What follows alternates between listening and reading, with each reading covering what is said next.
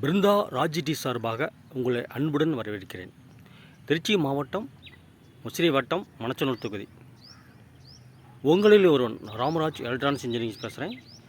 எனக்கு மெடிக்கலில் ஒரு அந்த மூச்சு விடாமல் இருக்க ஆவி பிடிப்பாங்க. அதாவது அது ஒரு மாத்திரை போட்டு அதில் பிடிச்சோம்னா ஒரு கேஸ் மாதிரி ஒன்று வரும், ஒரு ஆயில் தான். அதை பிடிப்பாங்க. அது பம்ப் ரிப்பேரு. அதை கொண்டாந்து கொடுத்தாங்க. அதை சரி பண்ணிட்டேன். அதை எப்படி இருக்குன்னு பாருங்கள். வீடியோ லைக் பண்ணுங்கள், ஷேர் பண்ணுங்கள். நன்றி, வணக்கம். ஹாஸ்பிட்டலேருந்து ஒரு இன்ஸ்ட்ருமெண்ட் கொடுத்தாங்க. பாருங்கள், இதான் இன்ஸ்ட்ருமெண்ட். அது வந்து ஒரு மாத்திரையை போட்டு ஆவி பிடிக்கிறோம். அந்த ஒரு ஆஸ்மாவங்களுக்கு, மூச்சு விட முடியாதவங்களுக்கு அது ஒரு மாத்திரை மாதிரி இருக்கும். அந்த பாருங்கள், இதான் அந்த பைப் மாதிரி இருக்கிறது கொடுக்கும். இது வந்து பம்பு வேலை செய்யலை. அதை போட்டு அப்படியே நம்மளுக்கு கடைக்கு வந்து கொடுத்தாங்க. அதை பிரித்து பார்க்கும்போது அதை உள்ளே பம்பு போயிருந்துச்சு. அது செயல் விளக்கெல்லாம் இப்போ காமிக்கிறேன் பாருங்கள்.